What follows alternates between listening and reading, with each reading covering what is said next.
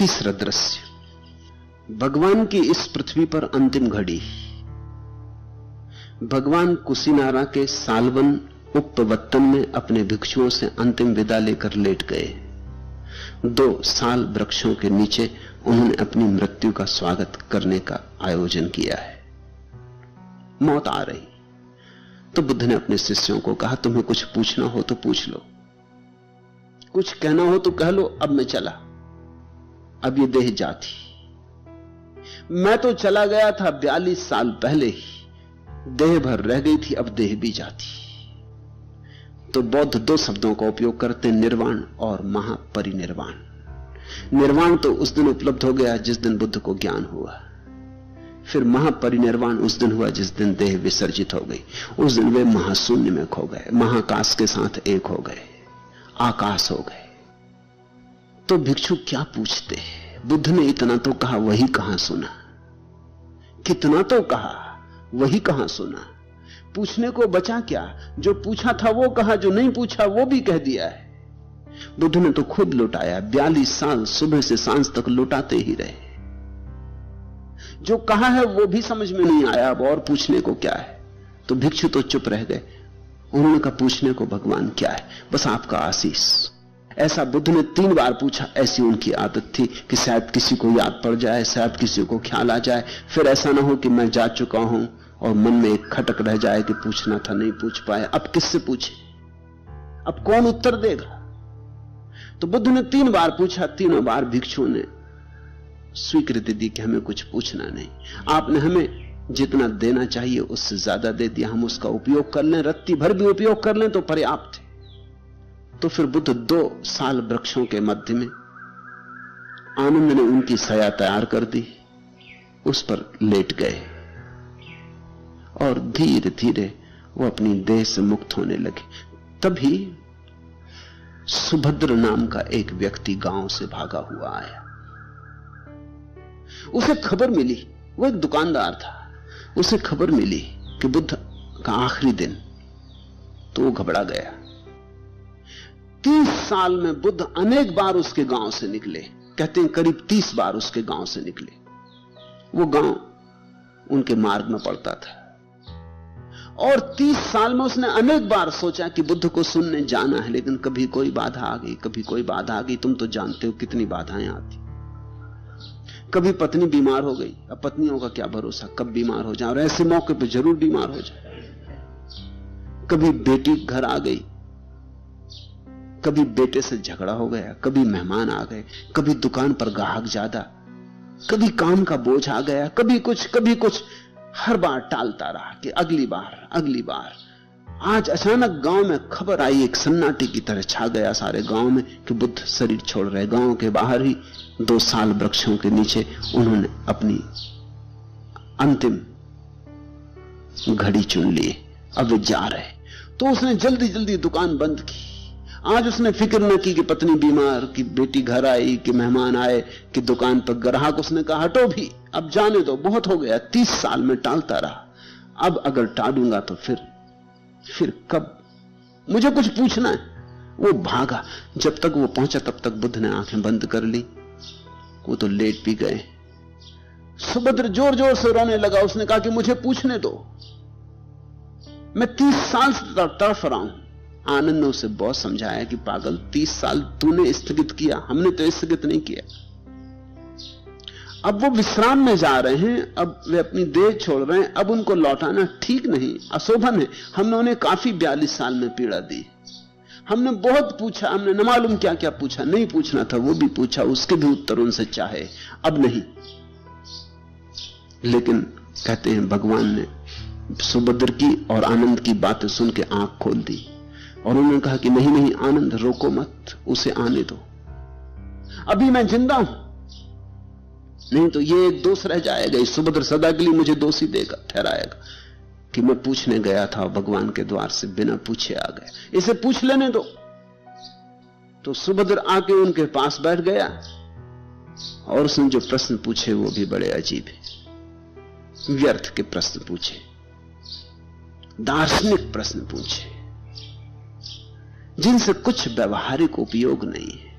उसने प्रश्न पूछा कि बनते मुझे 3 प्रश्न पूछने हैं। पहला, क्या आकाश में पद है? क्या आकाश में पद चिन्ह बनते हैं? दूसरा, क्या बाहर श्रवण है? और तीसरा, क्या संस्कार शाश्वत है? अब इनका कोई मूल्य नहीं है, इनको जान लेने से भी क्या होगा। ये हवाई बातें पूछी। तुम कभी बुद्ध पुरुषों के पास भी जाते हो, तुम मूढ़तापूर्ण प्रश्न पूछते हो। जिनको तुम बड़ी आध्यात्मिक बातें कहते हो, वो अक्सर मूढ़तापूर्ण बातें। मेरे पास कोई आ जाता, वो कहता है कि भगवान ने संसार बनाया या नहीं। क्या मतलब है? क्या फर्क पड़ेगा? बनाया तो तुम ऐसी जियोगे, नहीं बनाया तो तुम ऐसी जियोगे। तुम्हारे जीने में कुछ फर्क पड़े ऐसी बात पूछो। आदमी मरने के बाद बचता या नहीं, क्या फर्क पड़ेगा? अभी तुम जैसे हो यहीं भीतर डुबकी लगाने की कोई बात पूछो तो शायद तुम्हें पता चल जाए, उसका भी जो बचेगा पहचान हो जाए।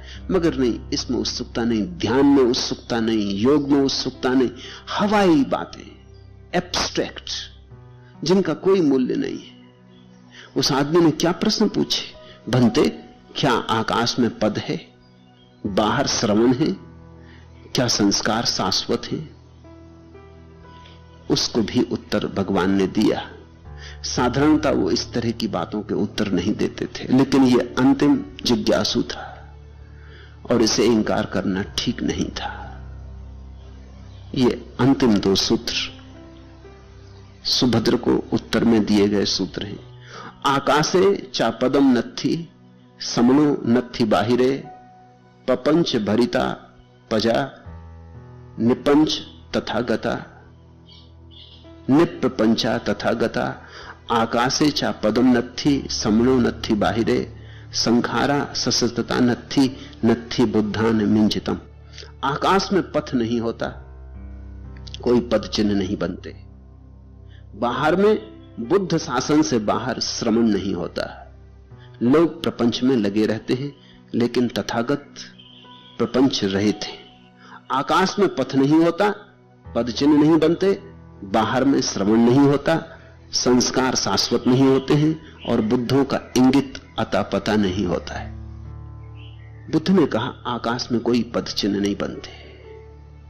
पूछने वाले ने तो व्यर्थ की बात पूछी थी, पूछने वालों को तो इससे कुछ सार ना था, लेकिन बुद्ध ने जो उत्तर दिया वो बड़ा सार्थक है। तुम भी बहुत बार प्रश्न पूछते हो जो व्यर्थ होते, जिनसे तुम्हें कोई लाभ नहीं होने वाला। इसलिए कई बार तुम्हें ऐसा भी लगता होगा कि मैं जो उत्तर देता हूं वो शायद ठीक ठीक तुम्हारे प्रश्न का उत्तर नहीं, क्योंकि मैं उत्तर तुम्हें वही देता हूं जिससे तुम्हें कुछ लाभ हो सके। तुम्हें तो क्षमा किया जा सकता है गलत प्रश्न पूछने के लिए, मुझे क्षमा नहीं किया जा सकता गलत उत्तर देने के लिए।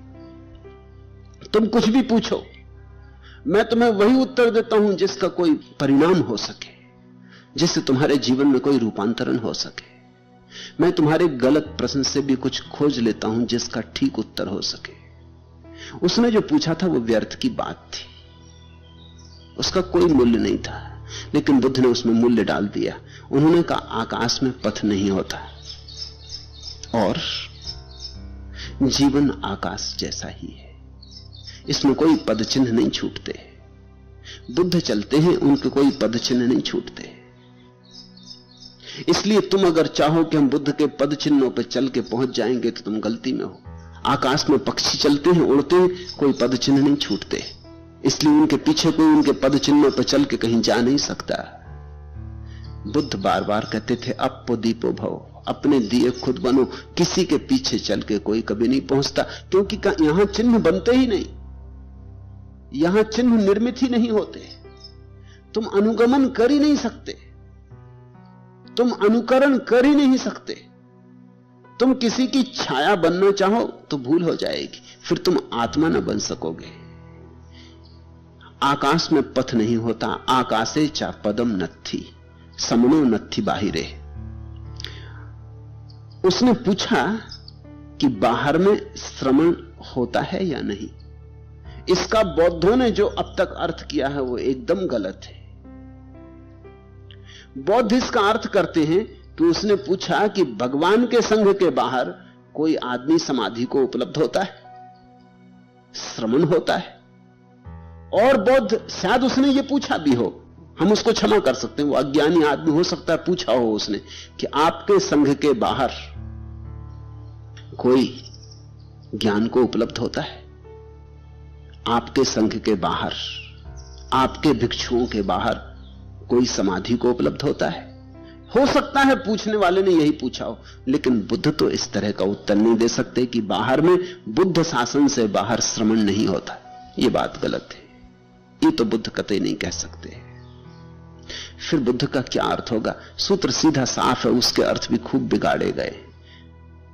आकाशे चा पदम नत्थि, आकाश में पद चिन्ह नहीं बनते। समनो नत्थि बाहिरे, बाहर श्रमण नहीं होता। अब इसका अर्थ जो मैं करता हूं वो ये है कि जो बहिर्मुखी है वो श्रमण नहीं होता।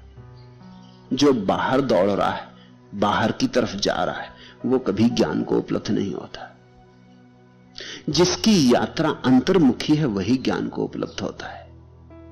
समनो नत्थि बाहिरे, जो बहिर्मुखी है, एक्सट्रोवर्ट है, वो कभी ज्ञान को उपलब्ध नहीं होता। ये मेरा अर्थ है। बौद्धों का तो अब तक का अर्थ यही रहा है कि बुद्ध शासन के बाहर कोई ज्ञान को उपलब्ध नहीं होता। ये बात तो बड़ी ओछी। फिर महावीर ज्ञान को उपलब्ध नहीं होते, फिर कृष्ण ज्ञान को उपलब्ध नहीं होते, फिर क्राइस्ट, मोहम्मद, जरथुस्त्र ज्ञान को उपलब्ध नहीं होते। फिर तो यह बड़ी संकीर्ण बात हो जाएगी। बुद्ध ऐसा वचन बोलेंगे, यह असंभव है। इसलिए मैं इस अर्थ को इंकार करता हूं। मैं अर्थ करता हूं समनो नत्थि बाहिरे, बाहर घूमती चेतना, बाहर बाहर जाती चेतना कभी ज्ञान को उपलब्ध नहीं होती। अंतर यात्रा पर जो जाता है वही ज्ञान को उपलब्ध होता है, वही श्रमण, वही समाधि को पाता है। लोग प्रपंच में लगे रहते हैं और जो ज्ञान को उपलब्ध हो गया वो प्रपंच रहित हो जाता है। आकाश में पथ नहीं, आकाशे चा पदम नत्थि समनो नत्थि बाहिरे, संखारा ससस्ता नत्थि। संस्कार का अर्थ होता है हमारे ऊपर जो जो प्रभाव पड़े, संस्कार, कंडीशनिंग। उस आदमी ने पूछा है क्या संस्कार शाश्वत होते हैं? जो हम पर प्रभाव पड़े वो सदा रहने वाले? बुद्ध कहते हैं नहीं, जो भी प्रभाव है वो पानी पर खींचे गए प्रभाव। जैसे पानी पर कोई लकीरें खींच दे, वो खींचते खींचते मिट जाती, या कोई रेत पर लकीरें खींच देता, थोड़ी देर टिकती, फिर हवा आती तब मिट जाती। तुम कहोगे कोई पत्थर पर लकीरें खींचते, वो भी समय आने पर मिट जाती। कोई लोहे पर लकीरें खींच दे, वो भी एक दिन समय आने पर मिट जाती। कोई हीरे पर लकीरें खींच दे तो शायद करोड़ों वर्ष रहें, लेकिन वो भी समय आने पर मिट जाती। कोई संस्कार शाश्वत नहीं। यहां जो भी प्रभाव है अशाश्वत है, और इसलिए प्रभाव के बाहर हो जाना ही शाश्वत को पाना है। सब लकीरें मिट जाएं, सब खींची लकीरें कि मैं हिंदू, कि मैं मुसलमान, कि मैं ब्राह्मण, कि मैं पुरुष, कि मैं स्त्री, कि मैं धनी, कि मैं त्यागी, सब लकीरें हैं। सब लकीरें जब मिट जाएं, जब कोरा कागज तुम्हारे भीतर हो जाए, प्रपंच रहित, कोई उपद्रव तुम्हारे भीतर न रह जाए, शून्य विराजमान हो जाए। संखारा ससस्ता नत्थि नत्थि बुद्धान मिंचितम। संस्कार शाश्वत नहीं है, सुभद्र, और बुद्धों का इंगित नहीं होता। ये बड़ी अद्भुत बात कही बुद्ध ने, नत्थि बुद्धान मिंचितम। बुद्धों का कुछ अता पता नहीं होता। तुम अगर चाहो भी तो तुम बुद्धों को खोज नहीं सकते, उनको खोजना संभव नहीं है, उनका कोई अता पता नहीं होता। ये बुद्ध ने जो बात कही अंतिम, कि अब देह के खो जाने के बाद तुम मुझे खोजना चाहोगे तो खोज ना सकोगे। जब तक संस्कार थे तब तक मेरा अता पता था, देह थी मेरी, मन था मेरा, तब तक मेरा अता पता था। तुम कह सकते थे बुद्ध इस समय कहां है, क्या है, कौन है, किस रूप में, किस वे में, स्त्री की पुरुष, आदमी की देव, लेकिन अब मेरा सब अता पता खो जाएगा। अब मैं महाशून्य के साथ एक होने जा रहा हूं। बुद्धों का कोई अता पता नहीं होता, इसलिए कोई उनकी तरफ इंगित नहीं कर सकता कि वे यहां हैं। ये तो ठीक जो भगवान की परिभाषा होती है वही बुद्ध की परिभाषा है। भगवान का कोई अता पता नहीं।